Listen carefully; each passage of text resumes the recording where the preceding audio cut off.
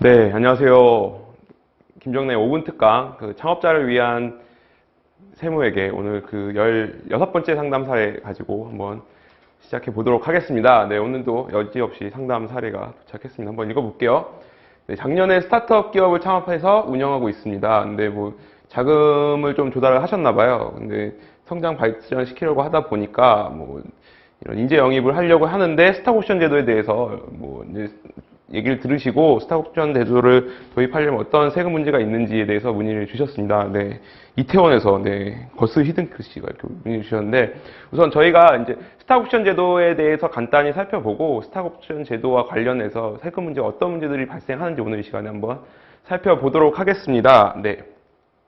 자, 16번째 포인트. 인재 영입 시 알아둬야 할 세금은, 그러니까 인재 영입할 때 어떤 세금 문제가 발생을 하고, 물론 오늘 그 주제와 관련된 스탁옵션 제도와 관련된 세금 제도 알아보고, 또 우리가 새로 이제 인재를 영입하면서 세제 혜택이라든지 세 공제 부분도 함께 살펴보도록 하겠습니다. 우선 관련 법령을 한번 살펴보면, 우선 근로소득에 대해서 나와 있죠. 근로소득, 우리가 인재를 영입할 때 일반적으로 고용관계에 따라서 근로계약서 작성하고 근로소득을 지급하게 되어 있는데, 이제 여기서 언급되었던 스탁옵션 제도는 이렇게 기타 소득, 여기 보시면 주식 매수 선택권, 주식 매수 선택권에 대해서 근로하는 기간 동안 행사를 하는 경우에는 근로소득에 포함이 되고, 그렇지 않고 퇴직한 후에 주식 매수 선택권을 행사를 해서 발생하는 차익에 대해서는 기타 소득으로 포함이 된다라고 규정이 되어 있습니다.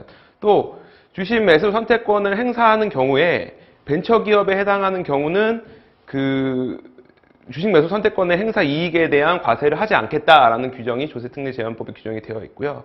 그 외에도 우리가 인재 영입을 함에 따라서 혜택을 볼 수 있는 세액 공제, 고용 창출 투자 세액 공제라든지 또는 청년 고용, 이게 새로 도입되면 상당히 세액 혜택이 엄청 크기 때문에 이거 반드시 알아두셔야 될 제도라고 생각이 됩니다. 그래서 오늘 살펴볼 인재 영입 시 알아둬야 할 세금 문제를 한번 간단히 정리를 해보면, 자, 인재를 영입하면 다음과 같은 세금관계를 알아두자. 첫 번째가 스탁옵션 행사 시에는 원천징수를 하셔야 돼요. 행사하는 경우에 물론 부여를 할 때는 계약서에 따라 부여를 하겠지만, 이제 근로자가 실제 그 요건을 충족을 해서 스탁옵션을 행사하겠다라고 했을 때 그 근로자가 근로기간이다, 근로하는 중에 행사를 했다라고 했을 때는 그 행사에 따른 차익을 근로소득으로 보고 원천징수를 하셔야 되고, 두 번째로 퇴직 후에 이 근로자가 근로기간 동안 부여받은 주식매수 선택권을 행사하여 행사 차익이 발생하는 경우에는 기타소득으로 보고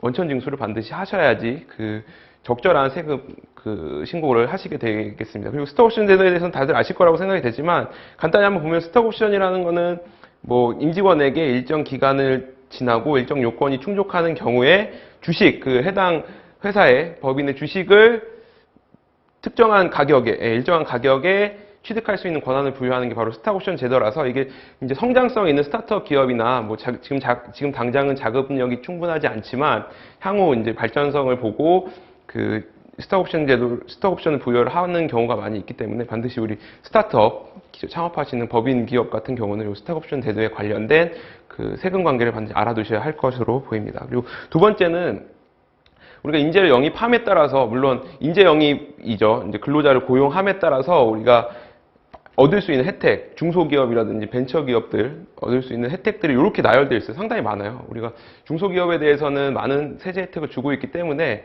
지금 각각 나와 있는 첫 번째 고용창출 투자세액 공제, 청년 고용을 증대시킨 기업에 대한 세금 공제를 이렇게 각각 나와 있어 한번 보시고, 이 혜택들을 지금 이 시간에 다 살펴볼 수는 없겠지만 반드시 이 조항들은 한 번씩 살펴보시고 인재를 고용하실 때 참고를 하시면 될 것 같습니다. 네. 그리고 반드시 이 조세특례제한법 규정들은 사후관리 요건들이 있기 때문에 세제 혜택을 받았다고 그게 끝이 아니고 그 이후에 충족시켜야 되는 요건들을 반드시 충족을 시켜야지 나중에 세액 충징이 되지 않는다는 점 반드시 알아두시기 바랍니다. 네, 그래서 오늘은 인재 영입 시 알아둬야 할 세금 문제에 대해서 살펴보았습니다. 네, 감사합니다.